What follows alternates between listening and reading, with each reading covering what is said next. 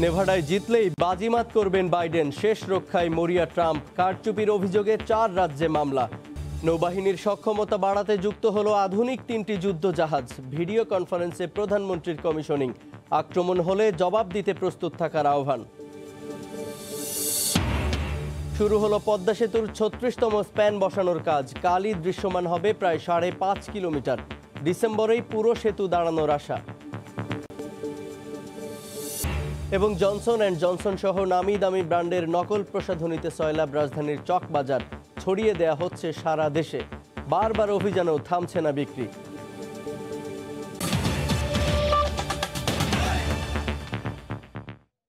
সময় সংবাদের সঙ্গে আছি আমি জুবায়ের ফয়সাল। শুরুতেই মার্কিন প্রেসিডেন্ট নির্বাচনের খবর।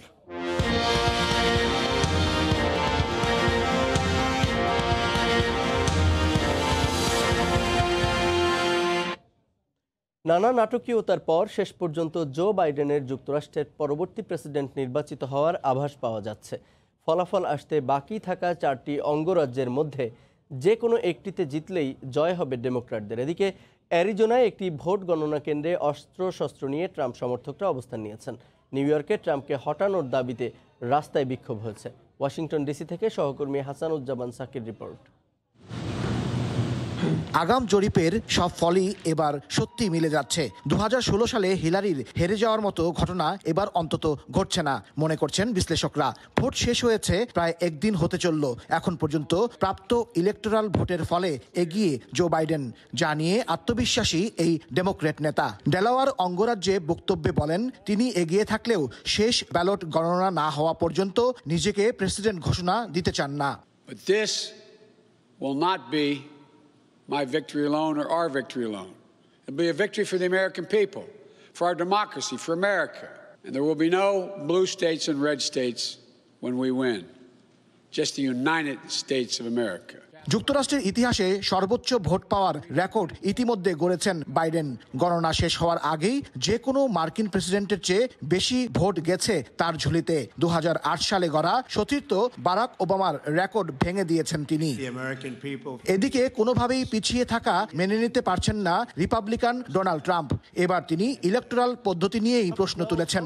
বলেছেন, যেসব অঙ্গরাজ্যে বাইডেনের নীল শিবির জিতেছে তা দুর্ভাগ্যের বিষয়। একাধিক টুইট করে ট্রাম্প, যেটি সচরাচর কখনোই ঘটে না, সেই হোয়াইট হাউসের আলো হঠাৎ করে নিভে গেছে। ফলাফল যেদিকে যাচ্ছে তাতে করে মনে হচ্ছে এই হোয়াইট হাউসে আগামী 4 বছর হয়তো প্রেসিডেন্ট ডোনাল্ড ট্রাম্পের থাকা হচ্ছে না। এই সাদা বাড়ির নতুন অধিকর্তা হতে চলেছেন ডেমোক্রেটিক প্রার্থী সাবেক vice president Joe Biden. Hasanuzzaman Saki, Somoy Sangbad, white house, Washington DC. এখন পর্যন্ত 264 ইলেকটোরাল ভোট ঝুলিতে পড়েছেন জো বাইডেন। নেভাডায় জিতলেই 270-এর ম্যাজিক ফিগার পাবেন তিনি।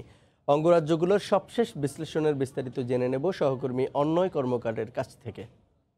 প্রেসিডেন্ট নির্বাচনের ফলাফল আসতে বাকি আর মাত্র 5টি অঙ্গরাজ্যের।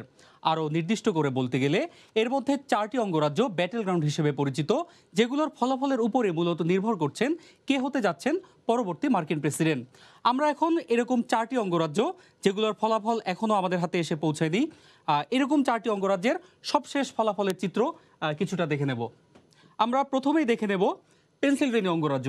এই অঙ্গরাজ্যটিতে ইলেকট্রাল ভোট রয়েছে 20টি এবং এখানে আমরা দেখতে পাচ্ছি বর্তমান প্রেসিডেন্ট ডোনাল্ড ট্রাম্প 55.7% ভোট পেয়ে প্রতিদ্বন্দ্বী বাইডেনের চেয়ে এগিয়ে আছেন প্রায় 20 লক্ষ ভোটে। এরপরে আমরা যে অঙ্গরাজ্যটির দিকে যাব সেটি হচ্ছে জর্জিয়া।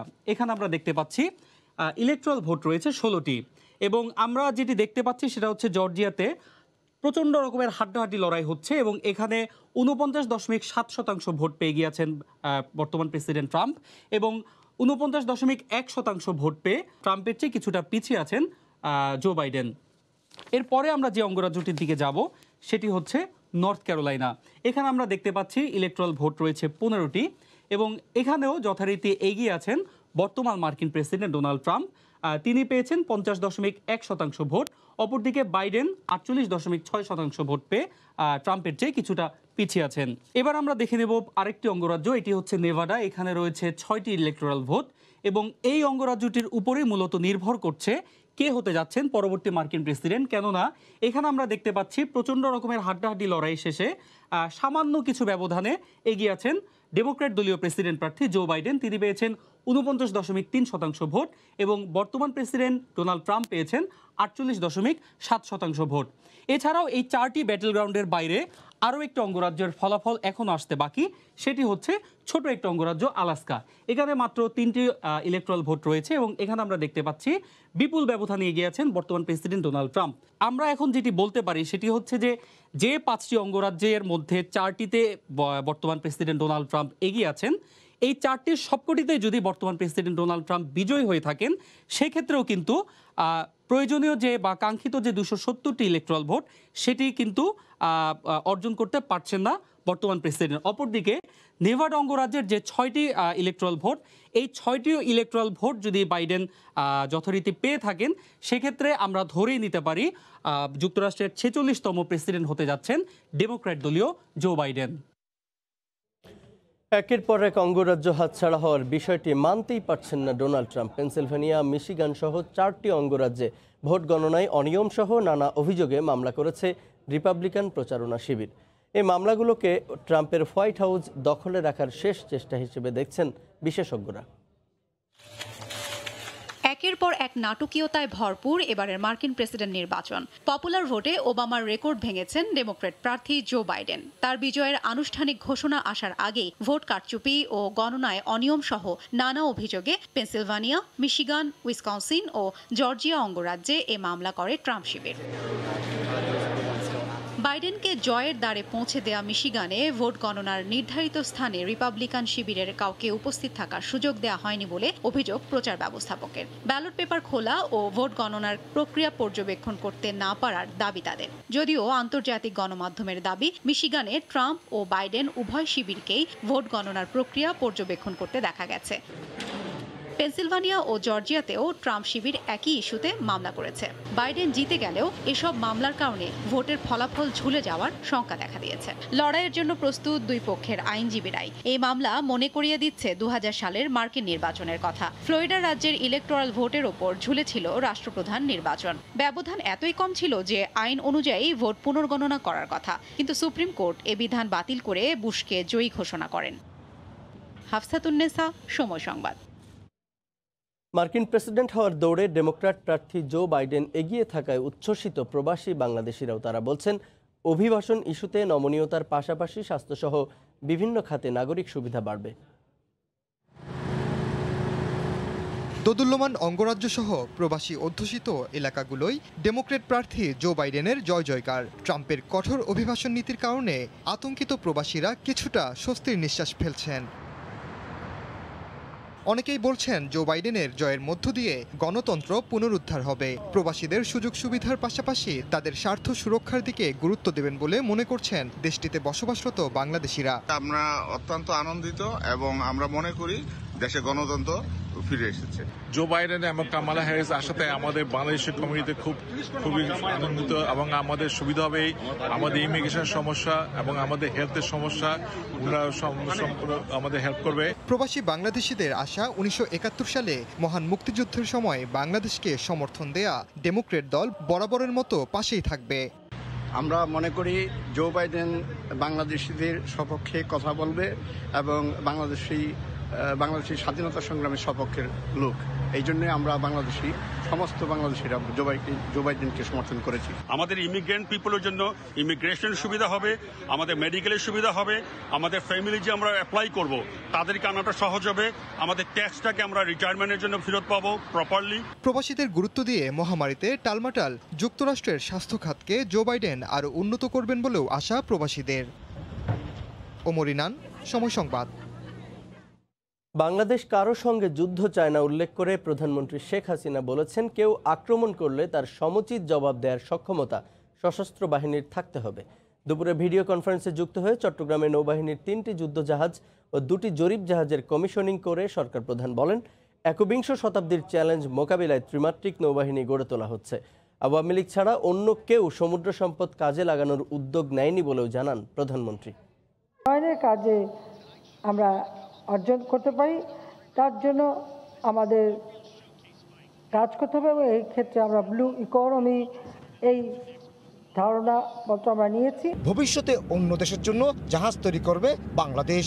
বাংলাদেশ নৌবাহিনীর অগ্রযাত্রায় বাইং নৌবাহিনী থেকে বিল্ডার্স নৌবাহিনীতে রূপান্তরের জন্য প্রধানমন্ত্রী যে নির্দেশনা দিয়েছেন তারই অংশ হিসেবে খুলনা শিপ ইয়ার্ডে তৈরি করা হয়েছে নৌবাহিনীর জন্য দুটি জরিপ জাহাজ।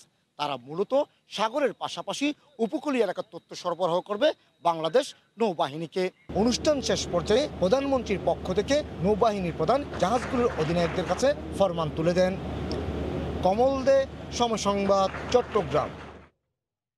শুরু হলো পদ্মা সেতুর 36তম স্প্যান বসানোর কাজ। এরই মধ্যে স্প্যানটি নিয়ে যাওয়া হয়েছে 2 ও 3 নম্বর পিলারের কাছে। কাল স্প্যানটি বসানো হলে দৃশ্যমান হবে প্রায় 5.5 কিলোমিটার সেতু। আর ডিসেম্বরের মধ্যেই পুরো সেতু দাঁড় করানোর আশা সেতু কর্তৃপক্ষের। এহসান জুয়েলের রিপোর্ট, ক্যামেরায় ছিলেন সাইফুল ইসলাম। এ স্থানে আগে বসানো স্প্যানগুলোর অভিজ্ঞতা থেকে এবার শুরু থেকেই 2 দিন হাতে রেখে 36তম স্প্যান বসানোর পরিকল্পনা নেওয়া হয়। প্রাথমিকভাবে পরিকল্পনা ছিল বৃহস্পতিবার দুপুরের পর স্প্যান নিয়ে যাওয়া হবে নির্ধারিত পিলার 2 ও 3 নম্বরের কাছে। সবকিছু গুছিয়ে রেখে শুক্রবার সকাল সকাল বসে দেওয়া হবে 36তম স্প্যান।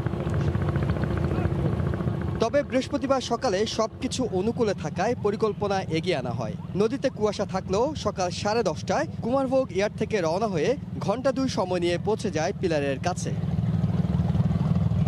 এরপর শুরু হয় স্পেন নিয়ে আসা ভাসমান ট্রেনটি নোঙর করার কাজ।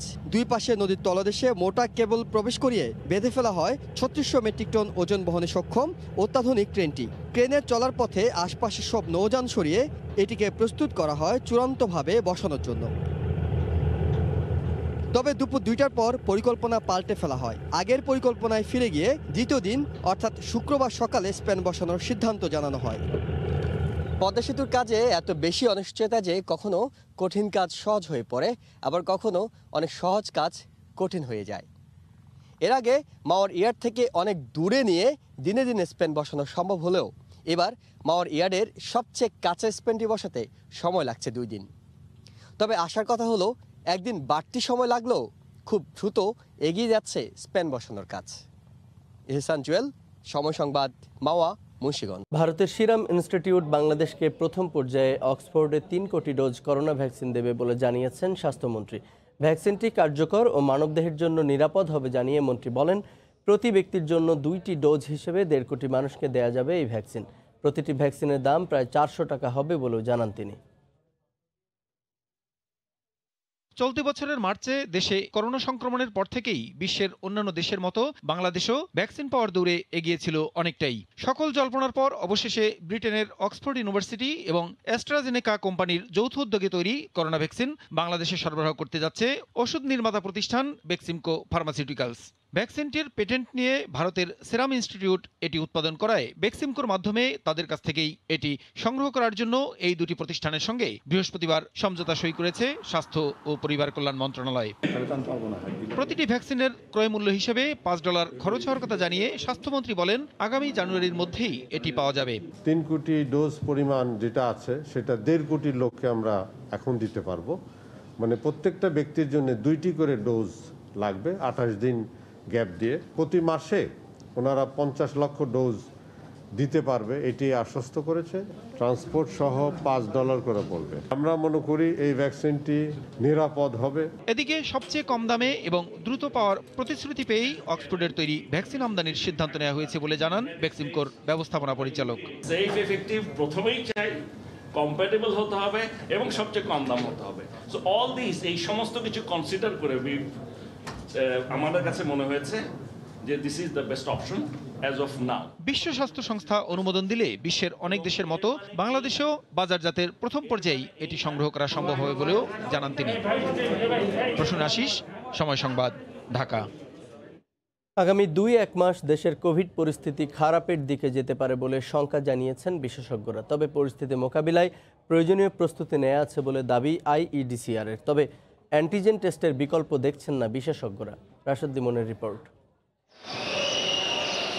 করোনা পরিস্থিতিতে বাংলাদেশের অবস্থান এখন কোথায়? স্বাস্থ্য অধিদপ্তরের দেয়া তথ্য বলছে শনাক্ত বিবেচনায় প্রতি 100 নমুনায় পজিটিভ হচ্ছে 17.37%। তবে গত 24 ঘন্টায় এই হার 11.80%। যদিও এক মাস ধরেই এই সংখ্যা 10 থেকে 17%-এর মধ্যে ঘুরপাক খাচ্ছে। এ যাবৎ মৃত্যুর হার 1.45%।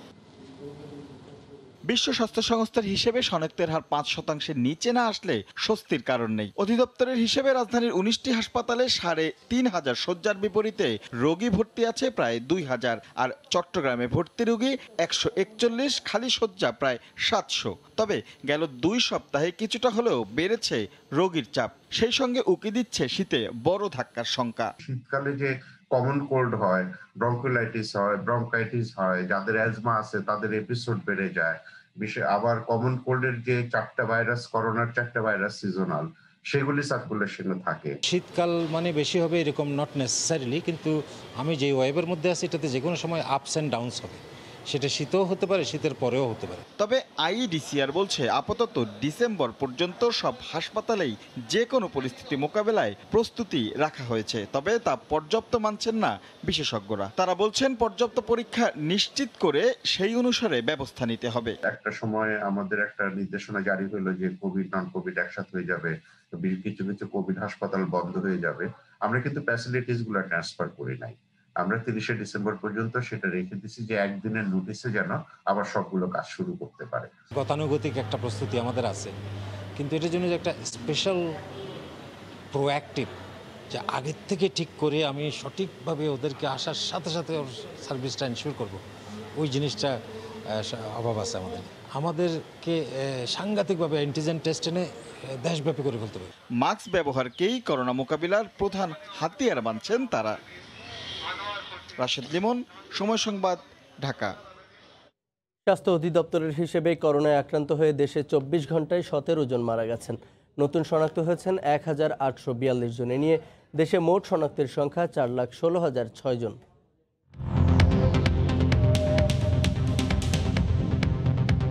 দেশে একদিনে নমুনা পরীক্ষা করা হয়েছে 15,225 জনের। এ পর্যন্ত মোট নমুনা পরীক্ষা করা হয়েছে 23,04,902 জনের।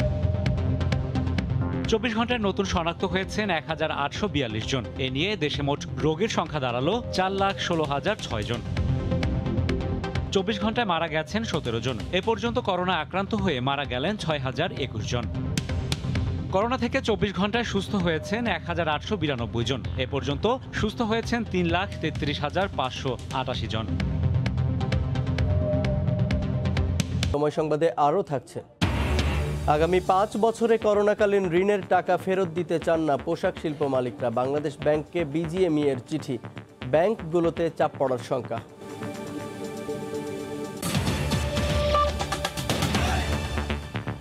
জাতির জনক বঙ্গবন্ধু শেখ মুজিবুর রহমানের লেখা বইয়ের পাইরেটেড কপি বিক্রির দায়ে নীলক্ষেতের 3 বই বিক্রেতাকে বিভিন্ন মেয়াদে কারাদণ্ড ও অপর 2 বিক্রেতাকে 20,000 টাকা জরিমানা করা হয়েছে।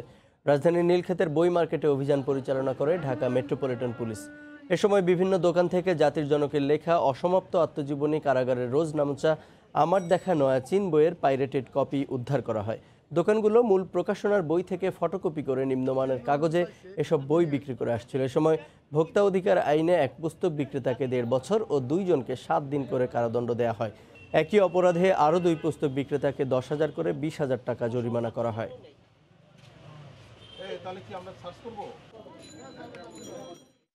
কিছু অসাধু লোক এরা এই বইগুলো পাইরেটেড কপি করে এই বইগুলো বিভিন্ন জায়গায় তারা বিক্রি করছে এবং আমাদের ডিএমপির গোয়েন্দা বিভাগ তাদের তথ্যের ভিত্তিতে আজকে আমরা অভিযান চালিয়েছি। মোট 2 জন আসামিকে আমরা কারাগারে দিয়েছি, একজনকে 1 বছর 6 মাস এবং আরেকজনকে 7 দিন, উভয়টাই বিনাশ্রম কারাদণ্ড এবং 2 জনকে 10,000 টাকা করে 20,000 টাকা জরিমানা। জনসন লরিয়ের লাক্স কিংবা সানসিল্ক, নামি দামি যে কোনো প্রসাধনী মিলবে পুরান ঢাকার মৌলভীবাজার পাইকারি মার্কেটে। তবে কোনটা আসল আর কোনটা নকল তা বোঝা মুশকিল। অসাধু ব্যবসায়ীরা কৌশল পাল্টে এখন চীন থেকে কম দামে আমদানি করছে নকল পণ্য, আর এগুলো ব্যবহারে ত্বকের ক্যান্সার সহ নানা ধরনের রোগের ঝুঁকি বাড়ছে। থরে থরে সাজানো নামি দামি ব্র্যান্ডের প্রসাধনী পুরান ঢাকার চক বাজারের এসব গুদাম থেকে যা পৌঁছে যায় দেশের বিভিন্ন খুচরা দোকানের তাকে, আর তা দেদারসে কিনছেন ক্রেতারা। একদম আসল মনে হলেও জনসন, লরিয়েল, লাক্স, ভ্যাসলিন বা সানসিল্কের মতো জনপ্রিয় এই পণ্যগুলো আসলে নকল। অর্ডার দিয়ে চীন থেকে এসব বানিয়ে আনছেন দেশের অসাধু ব্যবসায়ীরা। বৃহস্পতিবার র্যাবের অভিযানে বেরিয়ে আসে চাঞ্চল্যকারী তথ্য। বিক্রেতারা আমদানিকারকের উপর দোষ চাপালেও র্যাব জানায় অভিযান এড়াতে দেশে না বানিয়ে বিদেশ থেকে তা আনা হচ্ছে। আমরা তো মূলত ফরেন কসমেটিক্স বিক্রি করি, মানে বিদেশি আইটেম সব। তো যখন ওই বাংলা লেখা সিল দেখে তখন কাস্টমার আমাদের থেকে পণ্যটা ক্রয় করে না। তো বিদেশি মাল যখন থেকে তখন পণ্যটা ক্রয় করে নিয়ে যায় যে ইম্পোর্টার, তার কাছ থেকে কিনে নিই। এখন উনি বিদেশ থেকে যে জনসনের আইটেমগুলো স্যারে যে বললো রিফিল, আসলে ওটা তো আমরা জানি না। যেহেতু ওইটা আমরা ধরছি যেহেতু এখানে রিফিল করতেছে, নকল বানাচ্ছে, এখন চায়না থেকে আপনার কাউন্টারফিট মাল বানায় নিয়ে আসতেছে। যেমন ধরুন চায়নাতে বিভিন্ন কোম্পানি মাল নিয়ে আসতেছে, সেটা জনসন কোম্পানি তৈরি করছে না, লরিয়াল তৈরি করছে না, ল্যাকমি তৈরি করছে না, কিন্তু চায়না থেকে কোনো জায়গা থেকে তার কাউন্টারফিট প্রোডাক্টটা বানিয়ে একদম ইম্পোর্ট করে অ্যাসোর্টেড আইটেম নিয়ে আসতেছে। এগুলো কোনো প্রোডাক্টে কিন্তু আপনার এগুলো অরিজিনাল যে কোম্পানি তার থেকে কিন্তু এলসি করে না। এই ধরনের নকল কসমেটিক্স যারাই ব্যবহার করবেন তারা যে কোনো ধরনের স্বাস্থ্য ঝুঁকিতে শুরু করে এমনকি ক্যান্সার হতে পারে। মৌলভীবাজার ব্যবসায়ী সমিতি অবশ্য অস্বীকার করলো সব অভিযোগ। বিএসটিআই না থাকার কারণে মালটা কি অবৈধ হয়ে যায়, পুরোপুরি অবৈধ হয়ে যায়, নাকি এটা যাচাই করার কোনো সুযোগ থাকে যেটাকে বিএসটিআই টেস্ট করার পরে এটাকে ভালো মন্দ বলার এই সুযোগটা আমরা এখানে চাচ্ছি, যেটা হলে ভালো হয়। বিদেশ থেকে বাংলাদেশে ইন করে কয়েকটা ধাপ পার হয়ে তারপরে এখানে আসে, শেষ যদি এইভাবে চলে আসে তো সেই ক্ষেত্রে আমরা যারা ক্ষুদ্র দোকানদার আছি বা ব্যবসায়ী আছি, আমি কতটুকু এর জন্য সাপারার বা লাইবল। অভিযানের খবর পেয়েই দোকান ও গুদাম বন্ধ করে দেন স্থানীয় সব কসমেটিক্স ব্যবসায়ীরা। মাহমুদ রাকিব, সময় সংবাদ, ঢাকা। 22 দিনের নিষেধাজ্ঞার পর মেঘনা, তেঁতুলিয়া সহ দেশের উপকূলীয় নদ নদীতে মাছ ধরতে নেমে গেছেন জেলেরা। প্রথম দিনে জাল নৌকা নিয়ে নদীতে নেমে কাঙ্ক্ষিত ইলিশ না পাওয়ায় হতাশ তারা। তবে মৎস্য বিভাগ বলছে দেরিতে হলেও আকাল কাটিয়ে ইলিশের দেখা মিলবে নদ নদীতে। রিপোর্টারদের পাঠানো তথ্য ও ছবি নিয়ে রিপোর্ট। উত্তর ভোলার ইলিশা ঘাটের জেলে মিজানুর রহমান নিষেধাজ্ঞা উঠে যাওয়ার পর বুধবার রাতে 11 জন অংশীদার নিয়ে মেঘনায় ইলিশ শিকারে নামেন। রাতভর ইলিশের জল সেকে পাওয়া মাছ বিক্রি করেছেন 4000 টাকায়। আর ট্রলারের তেল ও রাতের খাবারে খরচ হয়েছে 6000। একদিনেই মহাজনের দেনার খাতায় যোগ হয়েছে 2000 টাকা। গত রাতে একই ঘাটের মাঝি সাইফুল্লাহর জালে ধরা পড়েছে মাত্র 2টি ইলিশ, যা বিক্রি হয়েছে 400 টাকায়। মিজান সাইফুল্লাহর মতো একই অবস্থা ছিল অন্য জেলেদেরও। কয়েকদিন পর জেলেদের জালে ইলিশের দেখা মিলবে বলে আশাবাদী জেলার মৎস্য কর্মকর্তা। 4000 টাকা, তাতে দেখা গেছে আমাদের তেলের দোকানের খরচই আছে 6000 টাকা। আমরা যে আশা করেছিলাম মাছ নদীতে থাকবো, ওই জন্য সবাই নদীতে কোনো মাছ নেই। আমরা আশা করছি নদী এবং সমুদ্রে ইলিশের প্রাচুর্যতা বাড়বে এবং জেলেদের জালে ব্যাপক পরিমাণে মাছ আসবে। বৃহস্পতিবার ভোর থেকেই নানা আকারের ইলিশ নিয়ে শত শত জেলের নৌকা আসতে থাকে চাঁদপুরে পাইকারি মাছের বাজার বড় স্টেশন মাছঘাটে। আবারও সরগরম হতে শুরু করেছে দেশের অন্যতম বৃহৎ এই ইলিশের বাজার। মাছ ব্যবসায়ীরা জানান, সাগর এবং উপকূলে ধরা ইলিশ এখানে আসতে আরও কয়েকদিন লাগবে। 22 দিনে অবরোধ বন্ধ গেল, এখন আজকাল যেই মাছ হওয়ার কথা ওই মাছ হয় নাই, এখন আস্তে আস্তে হয়তো কিছুটা জমতে পারে। নিষেধাজ্ঞা শেষে পটুয়াখালী সহ দেশের উপকূলীয় নদ নদীতে বৃহস্পতিবার ভোর থেকে জাল নৌকা নিয়ে নেমে পড়েছেন জেলেরা। মনিরুজ্জামান প্রান্ত, সময় সংবাদ। নিষেধাজ্ঞা শেষে মাছ শিকারে গেছেন কক্সবাজার উপকূলের লক্ষাধিক জেলে। দীর্ঘ বিরতির পর সাগরে ফিরতে পারায় দারুণ খুশি জেলেরা। আর ঝিমিয়ে পড়া মৎস্য অবতরণ কেন্দ্রের শ্রমিকদের মাঝে ফিরেছে কর্মব্যস্ততা। কয়েকদিনের মধ্যেই বেচাকেনায় সরগরম হয়ে ওঠার আশা মৎস্য অবতরণ কেন্দ্র ব্যবস্থাপকের। কক্সবাজারে বাঁকখালী নদীর মোহনা, এখানে নোঙর করা ছিল শত শত মাছ ধরার ট্রলার। হাতে গোনা কয়েকটি ছাড়া বাকি সব ট্রলার সরকারের নিষেধাজ্ঞার শেষে সাগরে মাছ শিকারে গেছে। দীর্ঘদিন পর পুনরায় সাগরে যাওয়ার সুযোগ হওয়ায় দারুণ খুশি জেলেরা। আর বরফ সংকটে যেসব ট্রলার উপকূল ছাড়েনি তারাও বিকেলের মধ্যে রওনা হবে বলে জানিয়েছে জেলেরা। কষ্ট আল্লাহর রহমতে শেষ হয়েছে, এখন আমরা মাছ ধরতে যাবো সাগরে। অভিযান শেষ হয়েছে, মানে আমরা সাগরে চলে যাই। সাগরে যে মাছ ধরতে হলে আমরা পয়সা ইনকাম করতে পারলে মানে সুন্দর করে চলি পারি। বরফের সমস্যা, তারপর আপনার এই বাজারের সমস্যা। আর জেলেদের মাছ শিকারে যাওয়াকে কেন্দ্র করে মৎস্য অবতরণ কেন্দ্রের শ্রমিকদের মাঝে ফিরেছে কর্মব্যস্ততা। এখন একটু কাজ করে একটু শান্তি পাচ্ছি। এতদিন তো আপনার মাছ ধরা বন্ধ ছিল, খোলাতে এখন সবারই ঘরে কাজ শুরু হয়েছে। মৎস্য অবতরণ কেন্দ্রের ব্যবস্থাপক জানালেন কয়েকদিনের মধ্যে মাছ বেচাকেনায় সরগরম হয়ে উঠবে কেন্দ্রটি। সাগরে মাছের পাওয়ার উপর নির্ভর করে তারা আগামী 2-4 দিনের মধ্যে আবার আমাদের অবতরণ কেন্দ্রে মাছ নিয়ে আসবে। নিষেধাজ্ঞা শেষে জেলার 8টি উপজেলার প্রায় 7,000-এর বেশি ছোট বড় মাছ ধরার ট্রলার উপকূল ছেড়েছে। সুজাউদ্দিন রুবেল, সময় সংবাদ, কক্সবাজার। সময় সংবাদে আরও থাকছে, রাতেই দেশে ফিরছেন নিষেধাজ্ঞামুক্ত সাকিব। অধিনায়কত্ব নয়, নিজের সেরা ছন্দে ফেরাই লক্ষ্য। তরুণদের ভুল পথে না যাওয়ার পরামর্শ। আগামী 5 বছরের আগে করোনাকালীন ঋণের টাকা ফেরত দিতে চান না পোশাক শিল্প মালিকরা। সংকট কাটেনি এই অজুহাতে 1 বছর গ্রেস পিরিয়ড সহ ঋণ ফেরত দিতে 5 বছর পর্যন্ত সময় বাড়ানোর জন্য বাংলাদেশ ব্যাংকে চিঠি দিয়েছে বিজিএমইএ। পরিস্থিতি বিবেচনায় সময় কিছুটা বাড়ানো যেতে পারে, তবে পোশাক ব্যবসায়ীদের একক সুবিধা দিলে অন্য খাতের সঙ্গে দ্বৈত নীতি হয়ে যাবে, এমন মত অর্থনীতিবিদদের। সানবির রুপলের রিপোর্ট।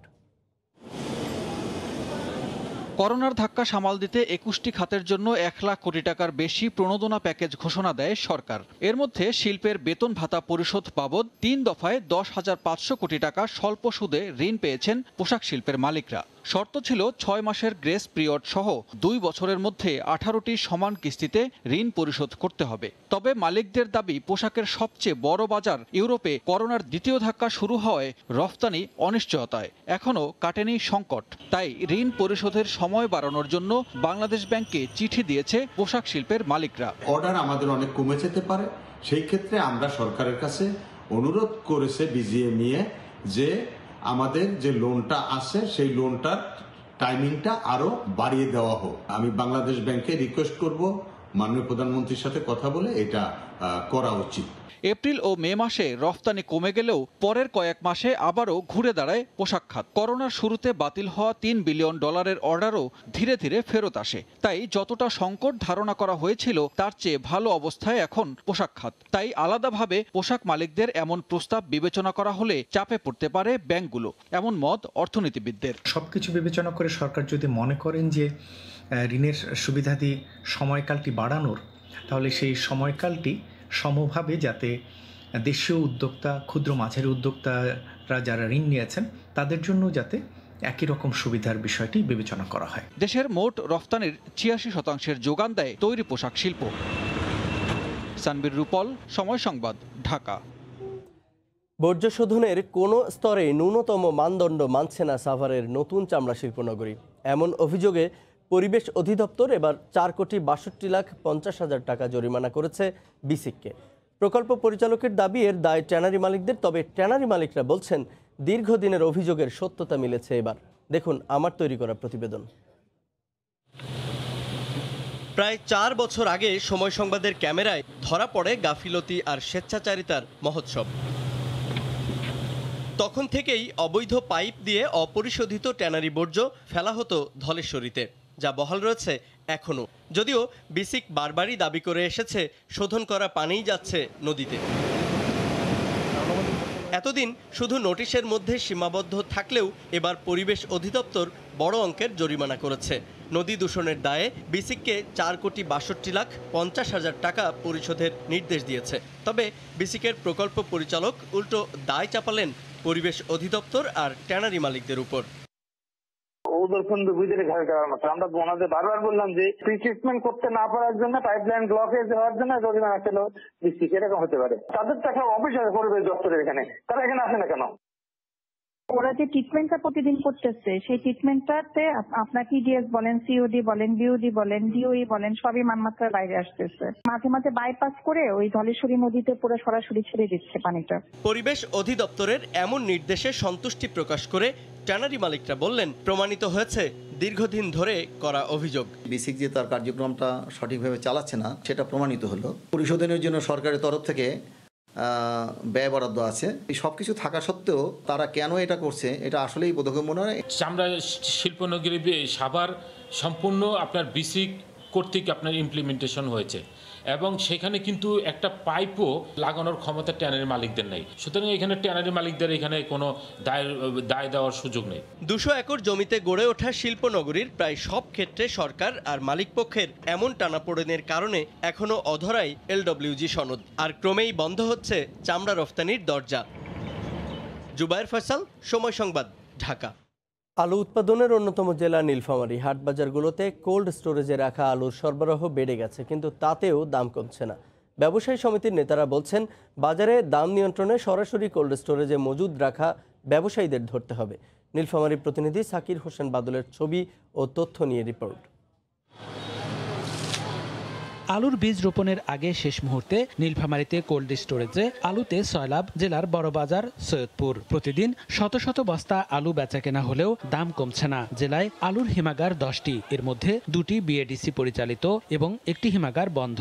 9টি হিমাগারের ধারণ ক্ষমতা 84,000 মেট্রিক টন, কিন্তু হিমাগারের মালিকরা বলছেন আলু সংরক্ষিত হয়েছে 36,000 মেট্রিক টন। পাইকারি ব্যবসায়ীরা বলছেন বাজার নিয়ন্ত্রণে মূল ব্যবসায়ীদের হিমাগারের গেটে ধরতে হবে। মার্কেটে দাম আলুর কম না পাই, আমরা কিভাবে খুচরা বিক্রি কমাবো? আমাদের উপর বাজার কোনো নিয়ন্ত্রণ করে না, আমরা কোল্ড স্টোর পর্যায়ে আনি, ওখান থেকে নিয়ে এসে বেচি। এটা স্টোর মালিকের উপরে বললেই আপনারা ওটা বাজার নিয়ন্ত্রণ করতে পারেন ওনারা, আমরা কিছুই নই। কোল্ড স্টোরে যদি নিয়ন্ত্রণ করা হয় তাহলে আলুর বাজার আর বাড়বে না।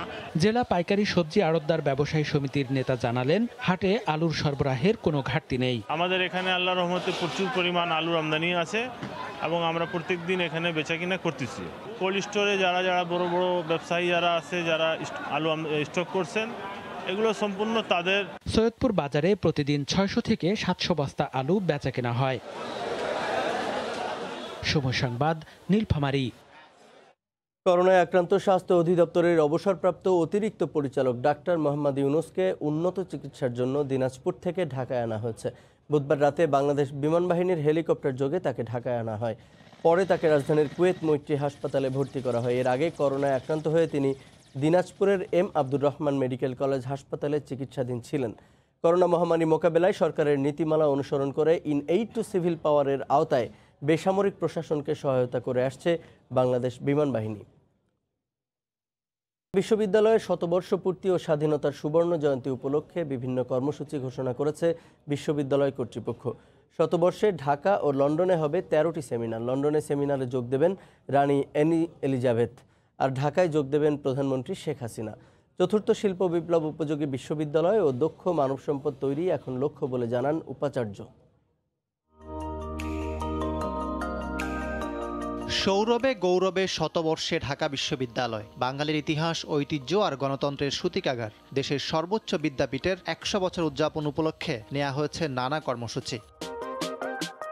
21 জানুয়ারি ঢাকায় অনুষ্ঠিত হবে 6টি আন্তর্জাতিক সেমিনার। যোগ দেবেন প্রধানমন্ত্রী শেখ হাসিনা। লন্ডনে হবে আরও 7টি সেমিনার। প্রাক্তন শিক্ষার্থী ও গবেষকদের সঙ্গে অংশ নেবেন রানী অ্যানি এলিজাবেথ। ল্যান্ডস্কেপিং সহ একটি সেন্টিনারি মনুমেন্ট তৈরি করা হবে ও বিশ্ববিদ্যালয়ের একটি তথ্যচিত্র তৈরি করা হবে। সপ্তাহব্যাপী সাংস্কৃতিক অনুষ্ঠান, কালচারাল ইভেন্টের আয়োজন করা হবে। 1 জুলাই শতবর্ষপূর্তির অনুষ্ঠান উদ্বোধন করবেন রাষ্ট্রপতি মোহাম্মদ আব্দুল হামিদ। বিশ্ববিদ্যালয় উপাচার্য জানান, শিক্ষার গুণগত মান বাড়ানো ও গবেষণায় উন্নতির ক্ষেত্রে তাদের চেষ্টার কমতি নেই। একই সঙ্গে অবকাঠামোগত উন্নয়ন ও সৌন্দর্য বাড়ানোর জন্য টিএসসিতে বহুতল ভবন নির্মাণ সহ একটি মাস্টার প্ল্যান হাতে নিয়েছে বিশ্ববিদ্যালয়।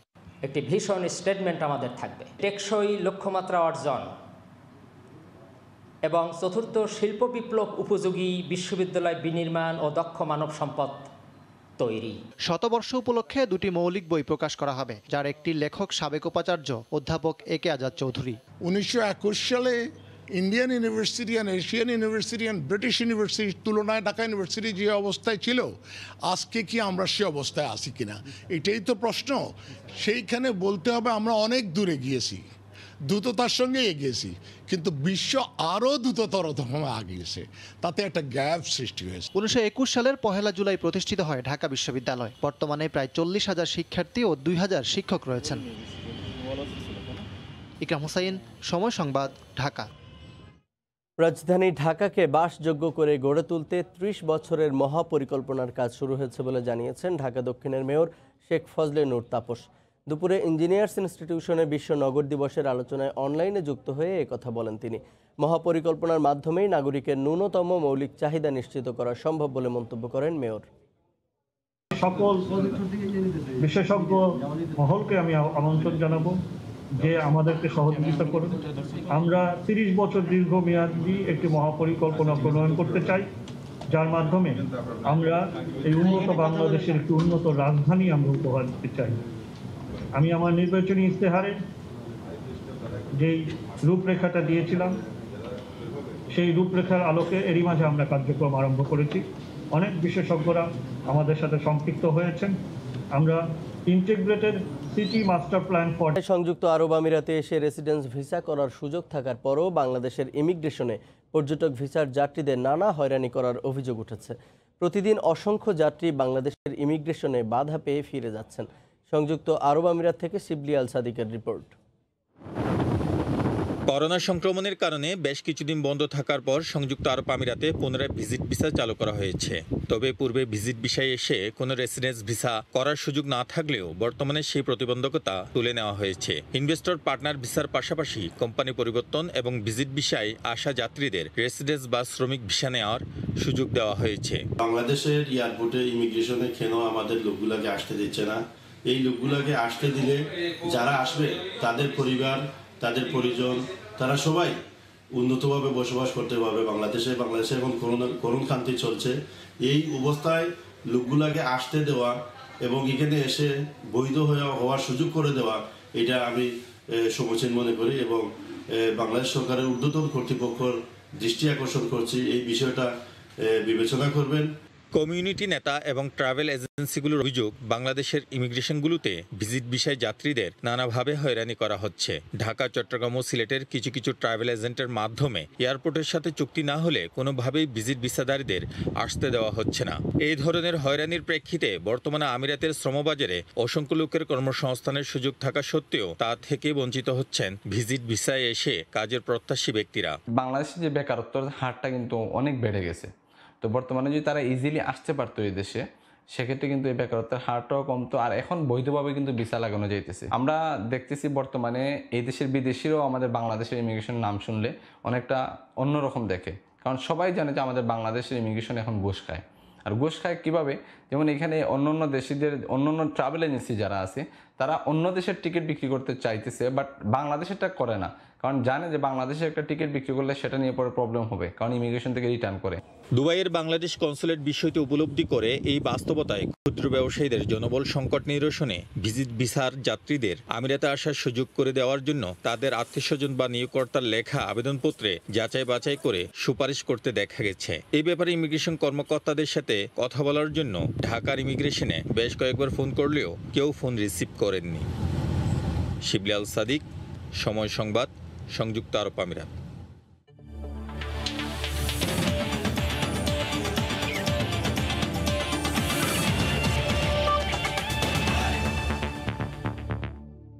অধিনায়কত্ব নয়, নিজের সেরা ছন্দে ফেরাটাকেই লক্ষ্য বানিয়েছেন সাকিব আল হাসান। ঘরোয়া আসরে পারফর্ম করে পূরণ করতে চান অনুশীলনের ঘাটতি। সামাজিক যোগাযোগ মাধ্যমে ভক্ত এবং সাংবাদিকদের বিভিন্ন প্রশ্নের উত্তরে এসব কথা জানিয়েছেন তিনি। পাশাপাশি তার মতো ভুল যাতে কেউ না করেন সেই পরামর্শ দিয়েছেন তরুণ ক্রিকেটারদের। আজ রাতেই দেশে ফিরছেন মিস্টার 75। সাকিব আল হাসান ফিরছেন মুক্ত হয়ে। দেশের মাটিতে আসছেন আবারও 22 গজ কাঁপাতে। তবে নিষেধাজ্ঞার এই 12 মাস একেবারেই লোকচক্ষুর আড়ালে ছিলেন মিস্টার 75। তাই তাকে নিয়ে সমর্থক আর সংবাদ মাধ্যমের ছিল অগণিত প্রশ্ন, যার উত্তরগুলো এবার নিজের ইউটিউব চ্যানেলে এসে অকপটে দিলেন সাকিব। জানালেন তার ভবিষ্যৎ। নিজের করা ভুলটা থেকে শিক্ষা নিয়েছেন সাকিব। আশা করছেন তরুণ ক্রিকেটাররাও শিখবে তার থেকেই। এই ভুলটা যেন কেউ না করবেন, হেলামি করবেন না কিংবা এটাকে লাইটলি নেবেন না, এবং এটা দ্বারা কোনোভাবেই প্রভাবিত না হয়ে সাথে সাথে আপনার কাজটা থাকবে রিপোর্ট করা, এবং আপনি রিপোর্ট করবেন। আসছে সময় 3টা বিশ্বকাপ খেলবে বাংলাদেশ। দল নিয়েও তাই ছিল তার নিজস্ব। শেষে নিজের শুভাকাঙ্ক্ষী এবং সমর্থকদের প্রতি কৃতজ্ঞতা জানিয়েছেন সাকিব আল হাসান। কথা দিয়েছেন প্রতিদান দেবেন পারফরমেন্স দিয়ে। নিয়ন মোহাইমেন, সময় সংবাদ। শীর্ষ সংবাদগুলো জানিয়ে দিচ্ছি আরেকবার। নেভাডায় জিতলেই বাজিমাত করবেন বাইডেন, শেষ রক্ষায় মরিয়া ট্রাম্প।